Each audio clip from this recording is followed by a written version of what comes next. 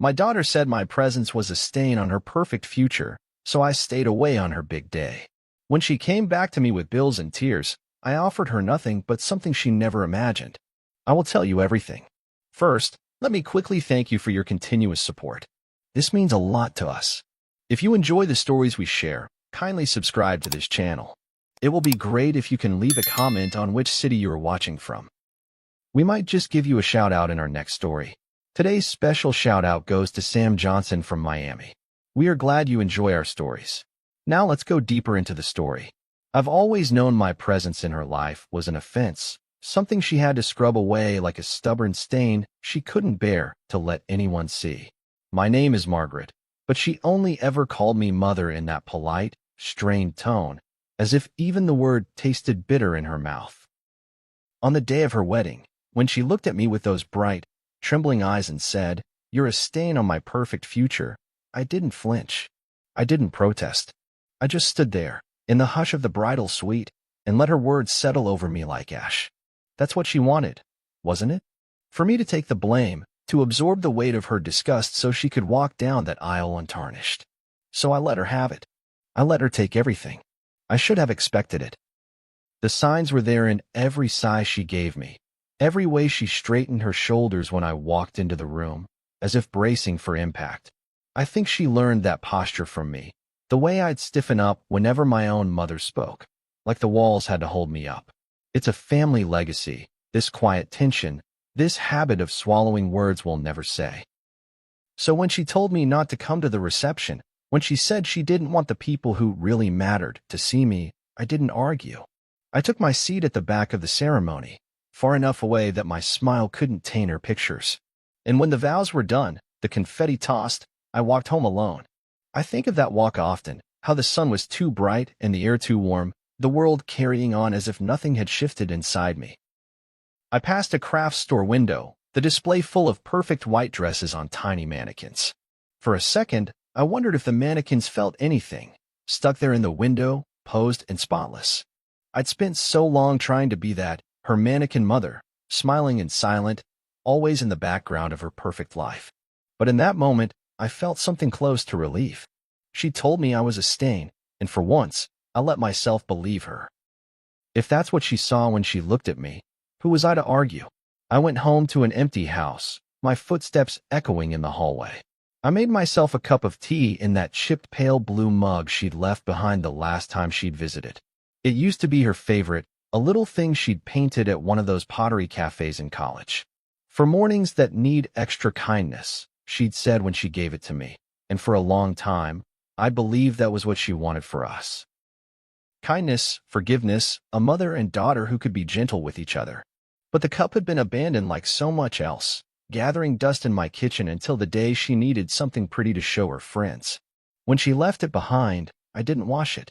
I let the stains inside it harden, a quiet testament to all the things we'd let grow cold between us.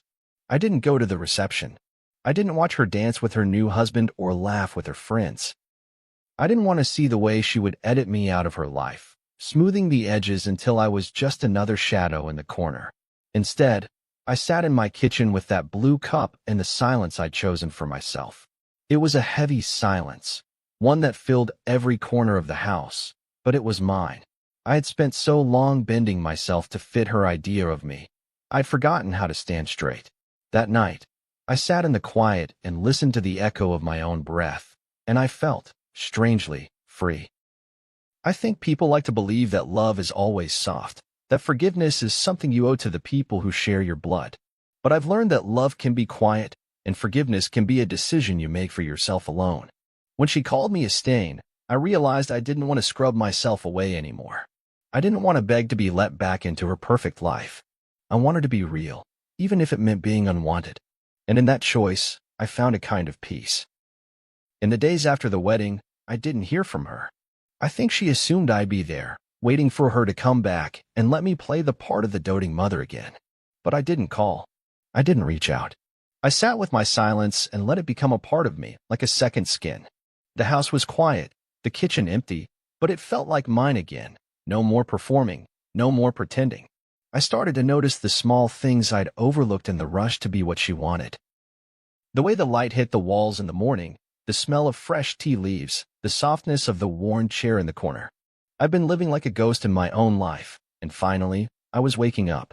I don't know if she'll ever understand. Maybe to her, I'll always be the stain she tried to scrub away. Maybe she'll tell her friends that her mother was too bitter, too stubborn, too cold to share in her joy. I've made my peace with that. Because the truth is, her words didn't ruin me. They released me. I see that now. I see how I let her shape me into someone I didn't even recognize, and how that version of me was never going to be enough for her. When she called me a stain, she gave me permission to let go of the burden of her expectations. She freed me, even if she didn't mean to.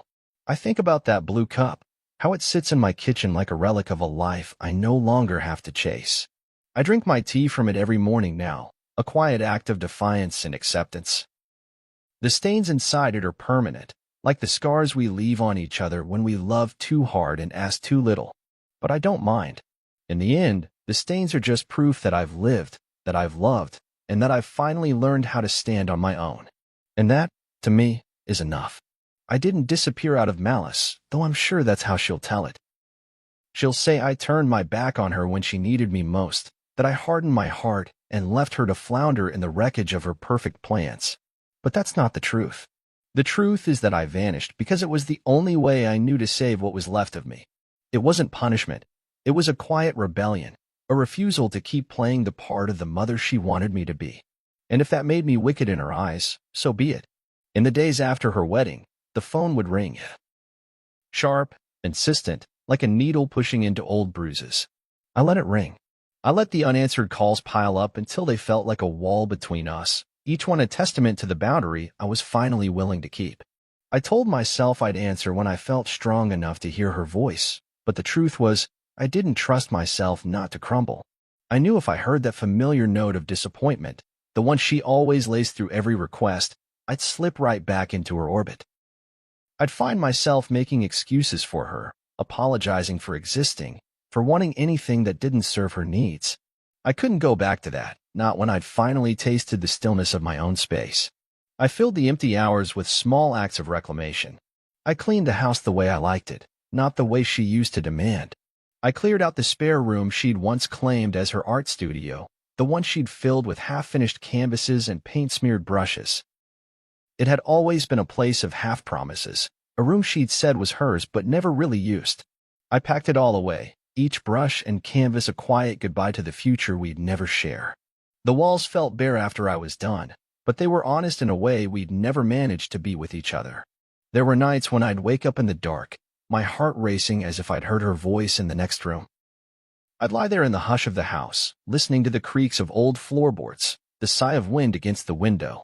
In those moments, I'd remember how I used to sit up waiting for her to come home from some party or another, always pretending it was about her safety, not my need to feel like I mattered to her. It's strange how easy it is to confuse love with control, care with sacrifice. I see that now, in the way I used to bend myself around her, trying to be both anchor and sail, never asking if I wanted to be either. I started taking long walks through the neighborhood, moving slow and steady, letting my feet find a rhythm that felt like my own. There's a quiet freedom in walking without purpose, in letting the world move around you without demanding anything in return. I'd pass by the houses with their bright gardens and tidy porches, and for the first time, I didn't feel like I had to measure my life against them. I didn't have to prove I was a good mother or a good woman or anything else.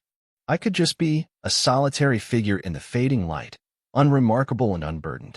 One afternoon, I found myself at the edge of the park, standing under the old oak tree where she used to play as a child. I remembered the way she'd climbed those low branches, fearless and laughing, her hands sticky with ice cream and summer sweat. It hurt to stand there, to remember the little girl she'd been, the one who used to reach for me without hesitation. But I let the memory wash over me without flinching. That girl was gone, and so was the woman who'd tried to keep her close by any means necessary. In the end, it was the same tree, the same grass, but I was no longer the same woman standing beneath it. I think about that often now. How much of who we are is tied to the roles we play. For so long, I was just mother, a word that meant more about her than it ever did about me. I was the keeper of her secrets, the scapegoat for her shame, the silent witness to her triumphs and her failures. And when she told me I was a stain, it was as if she'd given me permission to stop pretending. In that one cruel sentence, she freed me from the lie we'd both been living. There's a peculiar relief in vanishing. It's not the absence of love, but the presence of something else, something like dignity, like resolve. I don't expect her to understand that. To her, my silence is a betrayal, proof that I never cared enough to fight for her. But I know better. I know the price of loving someone who only sees you as a reflection of their own fears. And I know now that the only thing worse than disappearing is staying and becoming a ghost in your own life. I don't know if she'll ever come back, or if I'd want her to if she did. That's a question I let hang in the air, unanswered and unimportant for now. What matters is the quiet I've found here, the soft, steady beat of my own heart in the hush of an empty room. I've learned that silence can be a kindness, a gift you give to yourself when the world has asked too much of you for too long. It's not the kind of love you see in movies or read in books, but it's real, and it's mine. I didn't realize, at first, that the quiet I'd claimed for myself was more than just an absence of noise. It was a space I'd never given myself permission to occupy. In those long days after I vanished from her life, I began to notice the small shifts in the air, the way the light poured through the kitchen window in the morning, how the house seemed to breathe easier without the weight of all those unspoken resentments. It wasn't dramatic. It wasn't grand. But in those small moments, I started to see who I might be if I stopped living for her approval. I let myself move slowly through the rooms I'd once tiptoed around, afraid to disrupt the fragile peace that held us together. I painted the spare room a soft green, a color I'd always loved but never dared to choose because she'd once called it dreary. I moved the furniture to face the window, let the sunlight find me in ways it never had before. In that small act, I felt something shift. Like I'd reached in and tugged at the thread that had always kept me tied to her expectations. The green walls felt like a promise to myself. I didn't have to be what she wanted. I could be what I wanted, and that was enough. I started cooking meals just for me, learning to savor the act of feeding myself without apology. I'd always cooked to please her, to fill her plate with the things she liked, even if it meant choking down her complaints when it wasn't quite right.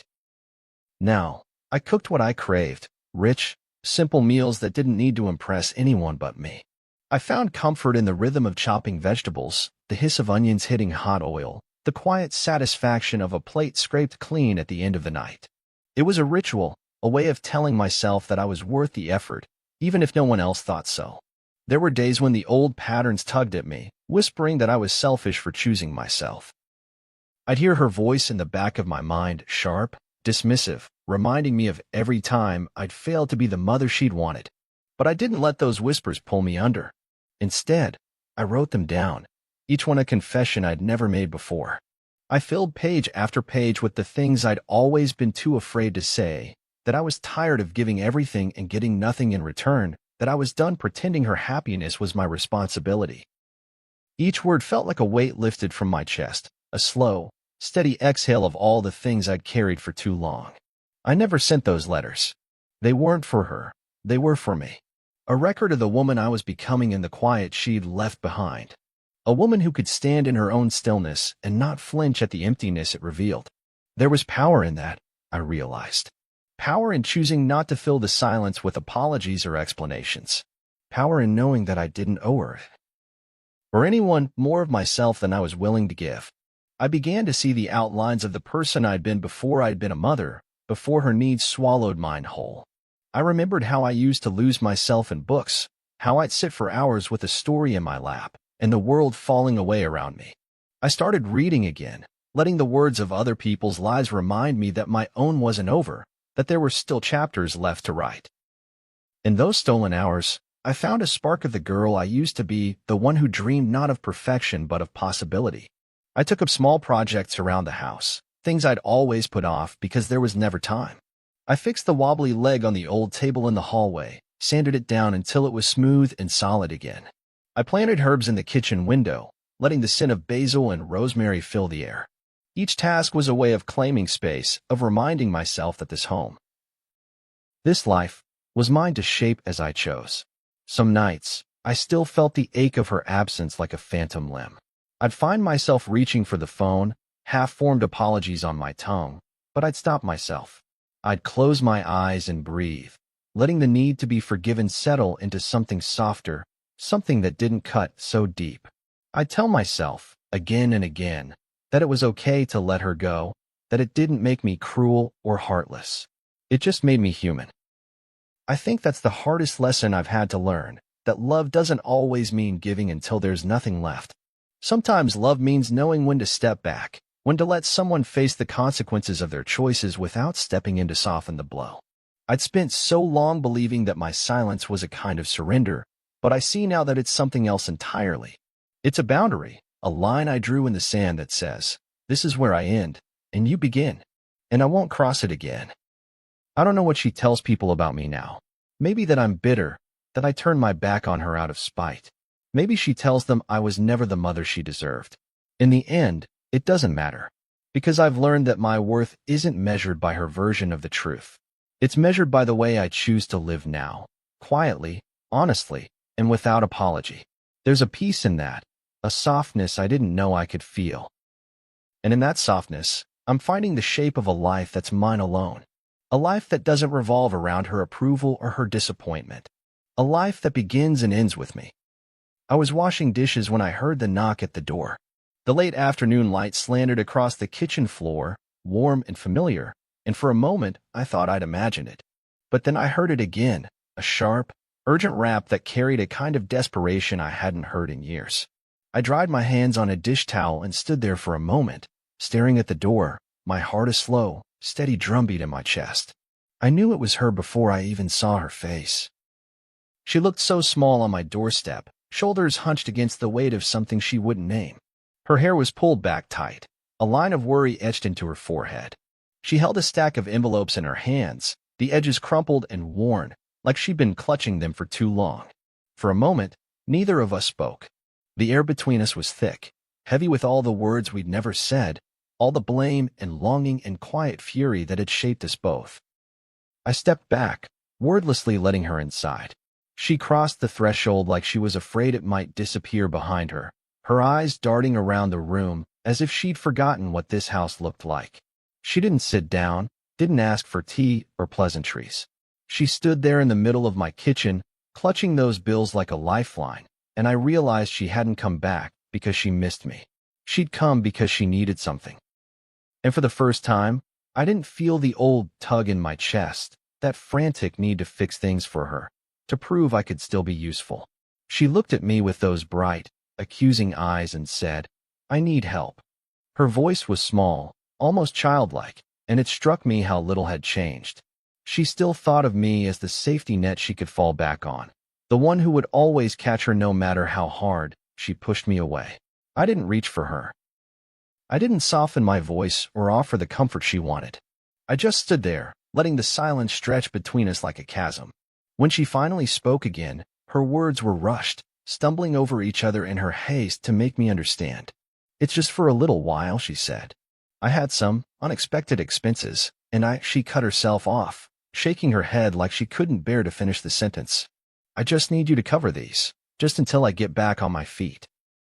I looked at the stack of bills in her hands, the way her fingers clutched at the edges like she was afraid they'd slip away. I remembered all the times I'd saved her before, the rent payments I'd scraped together when she was in college, the groceries I'd bought when her fridge was empty, the endless, quiet ways I'd tried to prove my love was worth something. And I remembered how each of those moments had felt like another thread binding me to her, tighter and tighter, until I couldn't breathe. I met her eyes, calm and steady, and I said, "No." The word hung in the air between us, soft but final. I saw it land in her expression, the way her shoulders stiffened, her mouth falling open in shock. She looked at me like I'd slapped her, like I'd committed some unthinkable betrayal. But I didn't take it back. I didn't flinch. Because I knew in that moment that this was the boundary I'd been too afraid to draw for too long. And I wasn't going to let her cross it again. She started to protest, her voice rising in that familiar way, part accusation, part plea. "How can you just stand there and do nothing? You're my mother. You're supposed to help me." Her words were sharp, each one a tiny blade, but I didn't let them cut me. I let her anger wash over me like cold water, and I didn't move. I have nothing to give you, I said quietly. Not because I don't care, but because I won't let you take any more from me. I've done that for too long. She stared at me, her eyes bright with tears she refused to let fall. I saw the moment she realized I meant it, the way her face closed off, shutters slamming down behind her eyes. She took a step back, clutching the bills to her chest like armor. You're cruel, she said. You're cold and selfish. I didn't argue. I didn't tell her that I'd spent years being anything but selfish, years giving until there was nothing left. I didn't tell her that my silence wasn't cruelty. It was the only kindness I had left to give. I just stood there, calm and steady, letting her see that I wouldn't be moved. She left without another word, the door closing behind her with a quiet finality that settled deep in my bones. I watched her walk down the path, her shoulders stiff and proud, and I wondered if she'd ever understand. If she'd ever see that my refusal wasn't a punishment, it was the only way I knew to teach her what she needed to learn. That love isn't something you can demand, that it isn't a debt to be paid. It's a choice. And I was choosing, finally, to love myself enough to stop paying for her mistakes. The house was quiet after she left, the late afternoon sun slipping behind the trees. I stood there in the kitchen for a long time, the echo of her voice still hanging in the air. I thought about all the years I'd spent trying to earn her love, the way I'd bent myself into shapes that never fit, hoping she'd see me as more than the sum of my failures. And I realized, in that stillness, that I didn't need her to see me at all. I saw myself, and for the first time, that was enough. The next day, she came back. She didn't knock this time. She let herself in like she used to when she was still a teenager, testing the limits of her independence and my patience. I heard the door creak open, the hesitant shuffle of her shoes on the worn carpet. I didn't move from the kitchen table where I was sitting, the pale blue cup in my hands still warm from the tea I'd been sipping in the hush of my morning ritual. I didn't greet her, didn't soften my posture or invite her in. I simply waited. She stood in the doorway, arms crossed tight against her chest, her jaw set in that way that always meant she was bracing for a fight. The stack of bills was gone, replaced by the brittle defiance in her eyes. You can't just refuse to help me, she said, her voice low and sharp. You're my mother. That means something. I met her gaze, calm and unwavering. It does mean something, I said, but it doesn't mean I have to keep paying for your mistakes. She flinched at that, a quick flash of something vulnerable beneath the anger. But she recovered just as quickly, her lips thinning into a line of determination. You're being vindictive, she accused. You're doing this to punish me for what I said. I didn't argue with her. I let her words hang in the air, unchallenged. Because in a way, she was right. My silence was a punishment, not for her, but for the version of me I used to be. The woman who would have folded in on herself at the first sign of her daughter's disapproval, who would have scrambled to prove she was still worthy of love. That woman was gone. And in her place was someone who understood that love doesn't mean sacrificing yourself to someone else's expectations. I'm not punishing you, I said softly. I'm telling you that I won't be your safety net anymore. That's not the same thing. She let out a sharp breath, her eyes flicking away for a moment. I saw the hurt there, the way it twisted her mouth into something bitter and hard. So what? She demanded. You just want to watch me fail? You want to see me suffer because it makes you feel better. I shook my head, my fingers tightening around the handle of the blue cup. No, I said. I don't want to see you suffer. I just don't want to be the one who carries the weight of your choices anymore. That's not my burden to bear. She opened her mouth, then closed it again, her hands balling into fists at her sides. You're so cold, she whispered. I don't even recognize you. I felt a flicker of something at that. Grief, maybe, or relief. Because she was right. She didn't recognize me. And for the first time, I didn't feel the need to apologize for that. Maybe that's because I'm finally being honest, I said. For years, I let you take and take because I thought that was what love meant. But it's not. Love isn't about sacrificing yourself until there's nothing left. She shook her head, tears gathering in her eyes even as her mouth twisted in anger. You're wrong, she said. You're supposed to be there for me, no matter what.